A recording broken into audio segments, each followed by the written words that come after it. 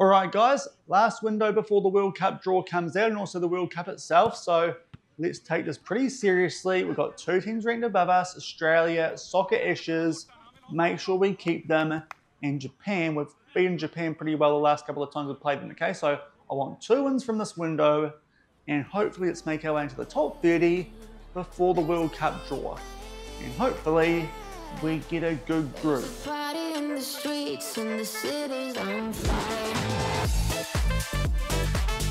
Hello everyone and welcome to episode number 142 of the New Zealand Builder Nation here on Shaun Does FM with both Kashmir Technical and the All Whites. I hope you're doing well, and coming up, that's our last international window before the FIFA World Cup here in 2038. First up, we play for the Soccer Ashes, try and hold on to them as we take on Australia, and a few days later we take on Japan, some teams who have got pretty good records against so far in the safe. So if you're looking forward to that coming up in today's episode, then do remember to go down below, leave a thumbs up on the video, and if you haven't done so already and are enjoying the series here on the channel, also make sure to hit that subscribe button and turn that notification bell on as well. It is greatly appreciated. But at the end of last week, made our way through the group stages of the AFC Champions League and also ran through some transfers going into the new season at Kashmir Technical. So if you missed that one, I'll leave a link to it over in the top right corner. Also, fair warning, this could be a very quick episode.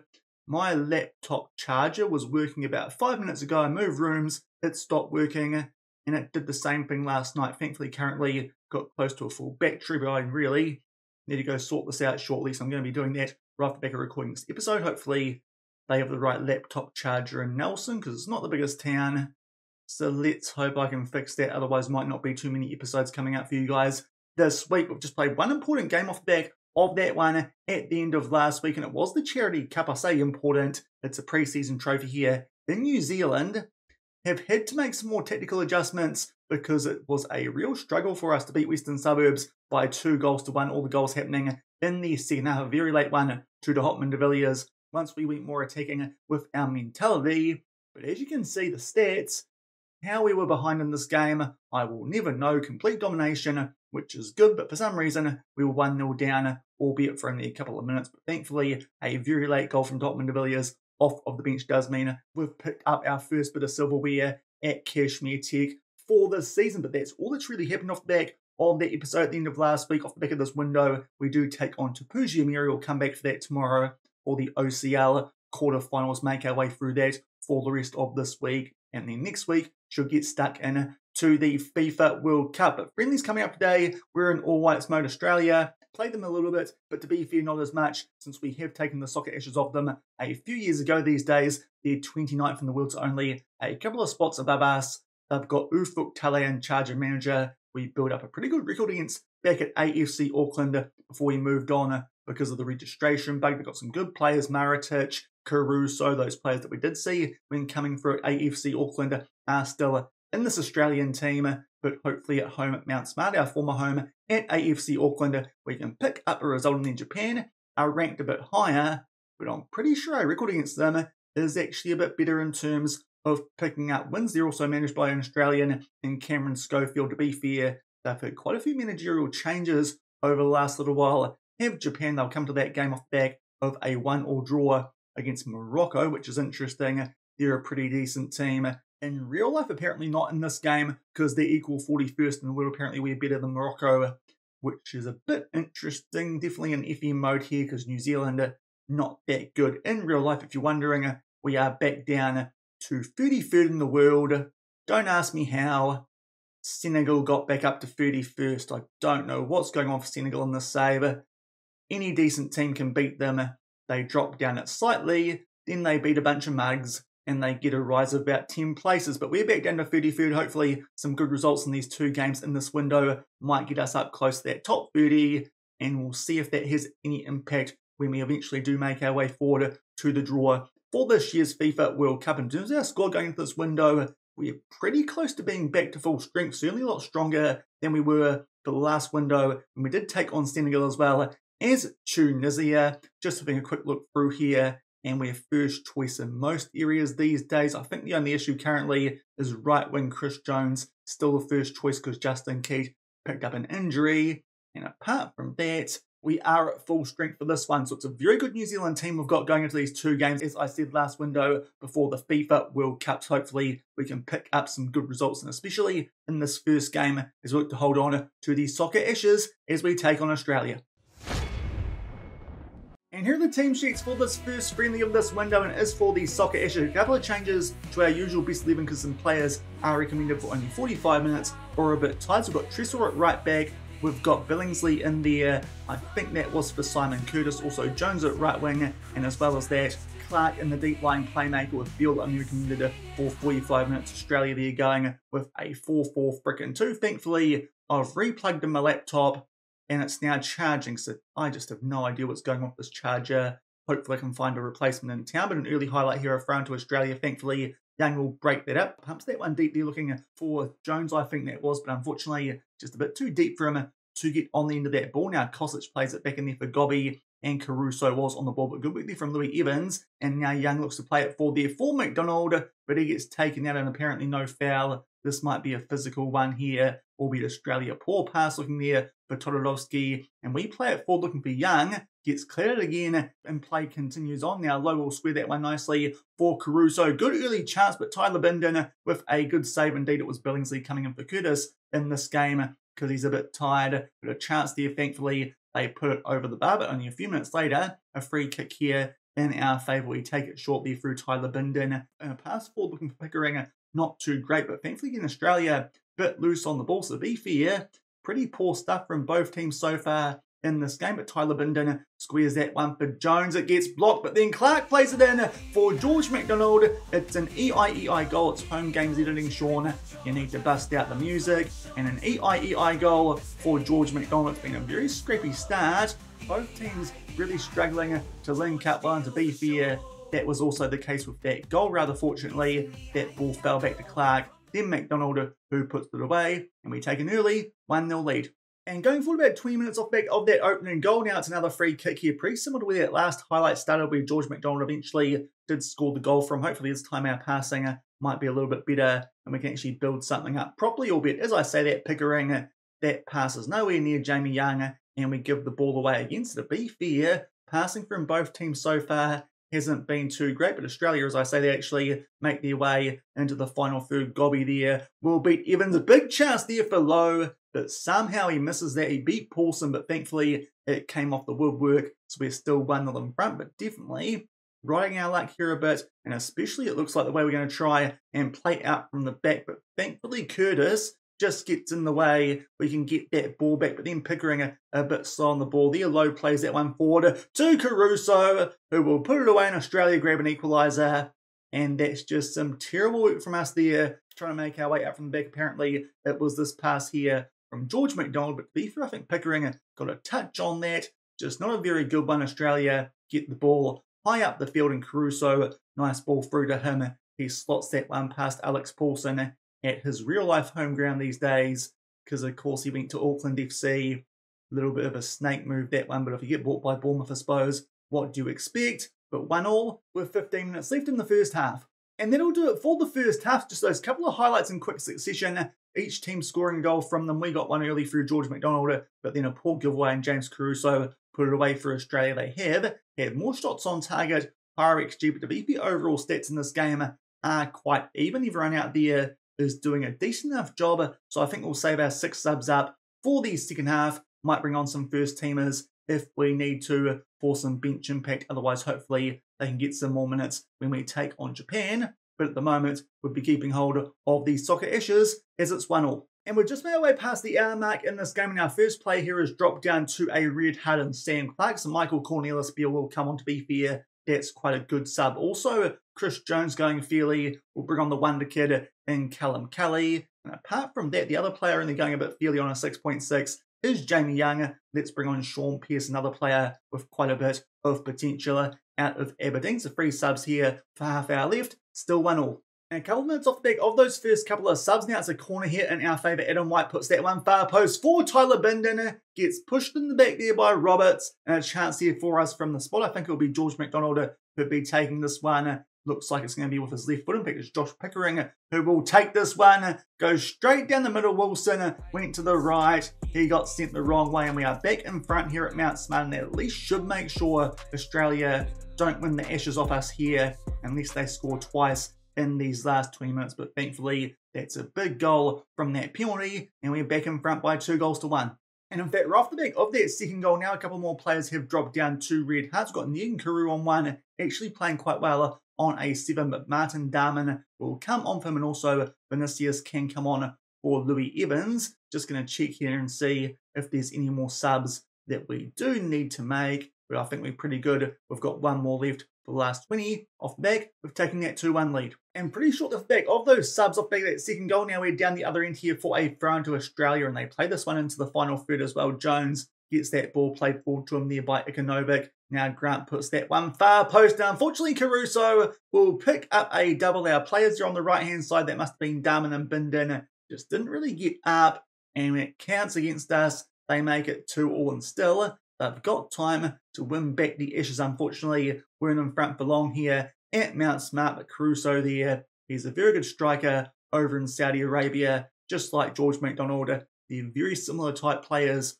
for both teams in terms of New Zealand and Australia. Very good strikers, but unfortunately, their one's done a bit better now so far. He's got a double, and off the back of that, we might even go a bit more attacking here and just try and actually win this one. It would be really nice to pick up some wins here against teams inside the top 30, so we're going to play a bit wider, distribute to fullbacks, and also Hall Jones can come on for Pickering, who's dropped down to a red heart. With that last sub, also, let's get Adam White onto attack as well as Callum Kelly and see what does happen in the last 10 minutes of this game. In terms of stats, we're now actually slightly on the front foot, definitely got more shots on target than the Aussies in this second half. But unfortunately, 2-2 late corner. Not too sure who got their head on the end of that one, but unfortunately, it just goes wide. So I think going a bit more attacking here might have paid off, at least in terms of our roles. Now a free kick, and White's played in behind. Terrible marking from Australia, puts it away.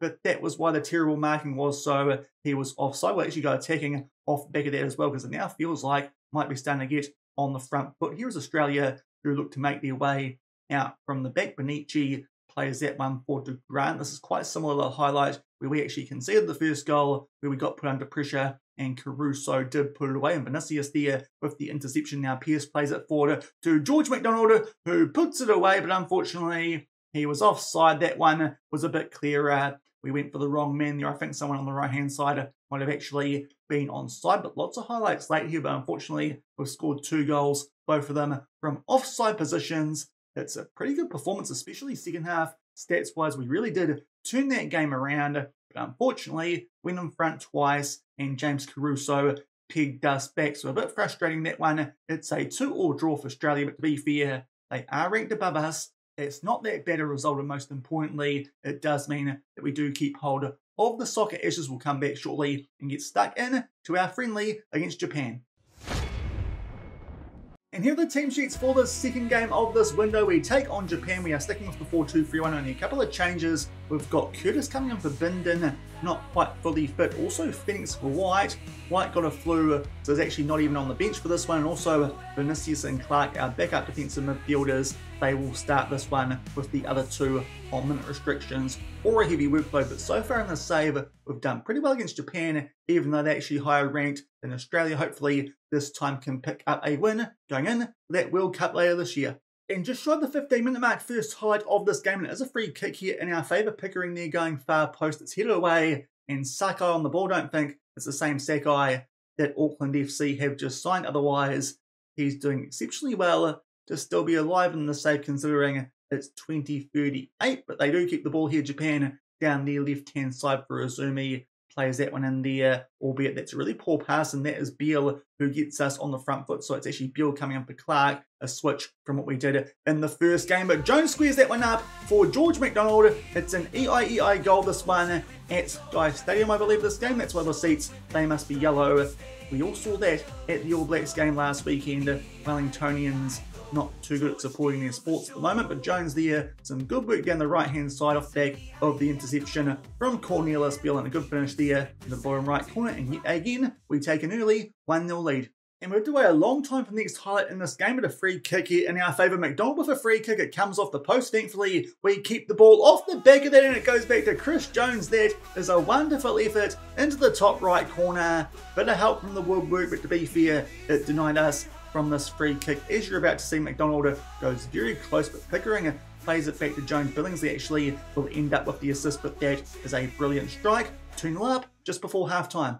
And it looks like that'll do it for the first half in this game. Not many highlights. Both of them, though, did result in goals for us. It's very happy, even though Japan actually a higher XG, but we have had more shots on target and are making it count now. A couple of changes we can make here at halftime. I was going to take off Nyan Kuru, but he's actually not down to a red hat like he was before. But Sam Clark can come on for Beale, only recommended for 45 minutes. This time, it's our backup defensive midfielders for the second half of this game.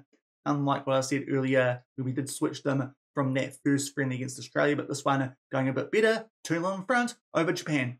And only a few minutes into the second half, Tressel's gone back down to a red hat, so this time it's time to bring on Martin Darman at right back, still 2-0 to the All Whites. And we're just about to make our way into the last 20 minutes of this game, and we eventually get the first highlight here of the second half of thrown inside the final third. Looking for Pickering, he can't quite get his head on the end of that one, but Cody Phoenix makes his way forward, gets brought down there by a Japanese player on a yellow card. That was pretty clear cut, so he's probably quite fortunate to still be on the field, but a chance here for Josh Pickering to surely put this one away and make it 3-0. Scored in the first game, not that time. That is a pretty average effort, and we'll probably make some subs off the back of this highlight as well, albeit it's actually going to continue. Imzatane pumps that one deep. Japan thankfully give the ball back to us there. Billingsley plays that one over the top looking for Pickering. Hopefully he might be able here to set up a goal. Goes back there to Sam Clark, but that one comes off the woodwork. He goes close, almost makes up there for that miss from Pickering from the spot. And I think those are the two players we'll take off. Jamie Young for Pierce because of the red heart, but Pickering not going well off the back of that penalty on a 6.2. Jacob Hall-Jones back in the squad for this window, can get some game time. 20 minutes left, still 2-0 in front. And only a few minutes off the back of those previous subs, now it's time to make our last couple. Chris Jones down to a red heart, playing well, will give some game time to Callum Kelly. Hopefully has enough time to pick up a rating. And also, we might give some game time here to Lucas Kelly-Hield. So far, the only all-white defender who hasn't got any in this window. We'll bring him on for Ryan Billingsley as a ball-playing defender. Still 2-0 with 15 minutes left.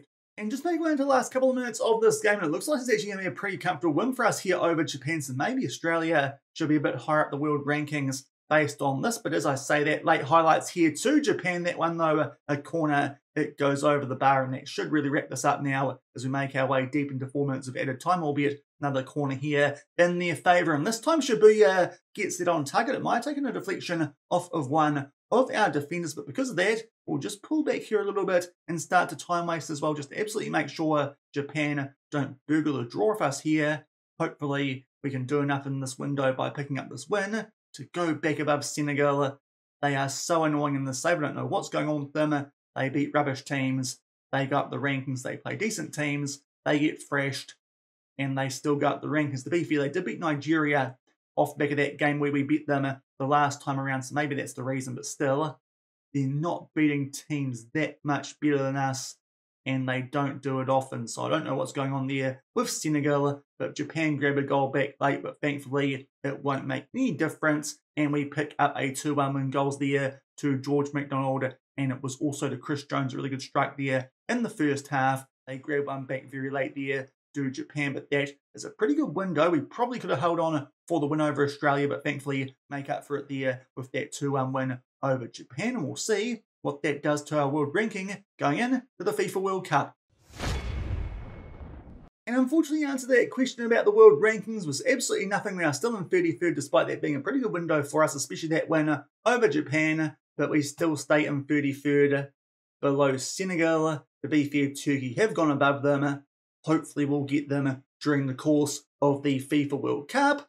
And a bit of a surprise, we can do the draw for that right now. We're going to do the FIFA World Cup draw because it's popped up right off the back of those friendlies that we have just played. So let's see who will be taking on at the big dance in 2038. This one is being hosted in South Africa, so no doubt that would be a really good pot one team if we could get them. We've beaten Brazil.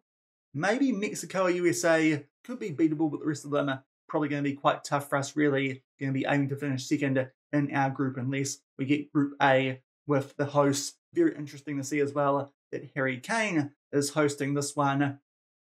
Broken English might be going on here with this announcement, but Italy they end up in Group B. Group C, we've got France. Group D, Spain. Group E is Mexico. Group F, Brazil. Group G, Germany. That makes sense, obviously. Group H, they've got Portugal. Group I, Belgium. Group J, the USA. Group K, Argentina. And Group L, that is England, with apparently Unai Emery in charge these days, which is interesting for all sorts of reasons. Now things start to get a bit more interesting. We've got Pot B, South Africa.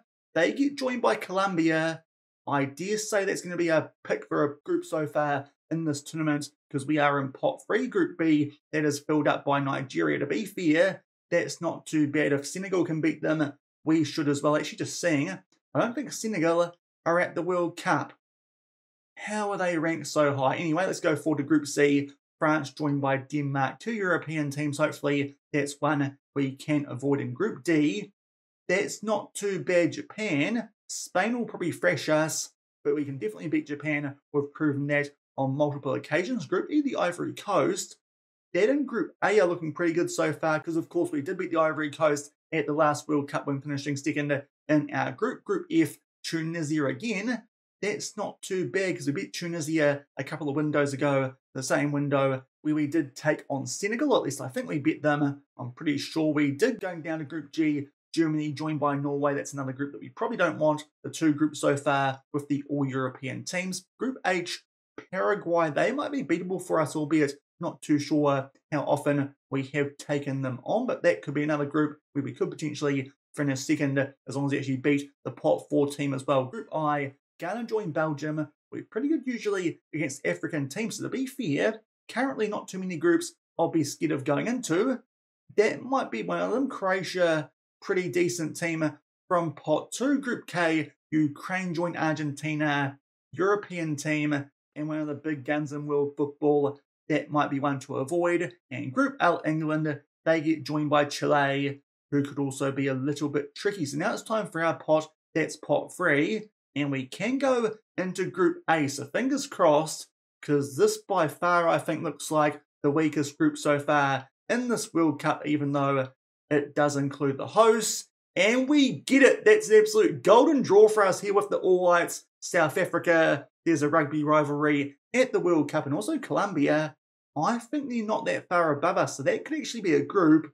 Fingers crossed, we could actually top our group for once here at a World Cup. Group B, Iran. Group C, Cameroon. Group D, Egypt. Group E, UAE. Let's see where Australia get. They are not in Group F. That's Costa Rica. Group G, Ecuador. Group H, Australia, with Portugal and Paraguay. So to be fair, that game they've got against Paraguay probably going to be quite crucial to their chances of qualifying. Group I, Syria going to that one. Group J, Saudi Arabia. Group K, Turkey just above us on the world rankings. And Group L, Switzerland. That actually looks like quite a good group. Now, does Group L, and let's see who we can get from Pot 4. One of Bulgaria, Romania, or Israel. I think Israel might be the weakest of those 3 teams. Let's see which one we do get. It's Israel. That might be the perfect draw that we actually could have gotten here at this World Cup. We've got South Africa, Colombia, and Israel in our group. We should really be at the very least making the knockouts of the World Cup. To be fair, we've been doing it anyway at all the previous World Cups, but that is by far the weakest group we've got at a World Cup so far. Group C, Thailand. Group D, Canada. Group E is Romania. Look out, Group D, all the drones. To be fair, that's quite appropriate D for drones. Group F, we've got Bulgaria going to that one. Group G, Qatar, they will go into that one and probably get absolutely spent. Group H, we've got Cape Verde, so Aussie at least should be finishing third in that group. Group I, El Salvador. Group J, the Gambia. Group K, DR Congo. And Group L, South Korea. So to be fair, Group L, group of death, I think, even though South Korea these days aren't too good, but we have come up absolutely golden off the back of that draw for the World Cup later this year.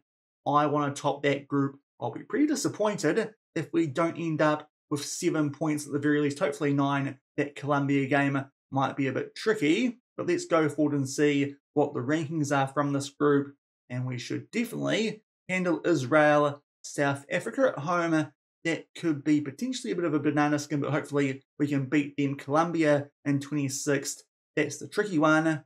But to be fair, we've just been in Japan and did pretty well against Australia and those guys right in between those teams with the world rings. But I think that will do it for today's episode, especially because I've got to catch a bus in 15 minutes and go watch some rugby games. So if you enjoyed this one, then do remember to go down below, leave a thumbs up on the video, and if you haven't done so already and are enjoying the series here on the channel, also make sure to hit that subscribe button and turn that notification bell on as well. We'll come back tomorrow off back of that very good group we've got at the World Cup. Switch our attention to Kashmir Tech and the Champions League quarters. We might only need one leg of this one, but it's against Persia Mary, who should not be very good. One-star reputation team from Vanuatu, but we'll make our way through that quarterfinal of the OCL. So until then, thank you very much for watching. Keep on keeping on, and I'll see you then. Cheers.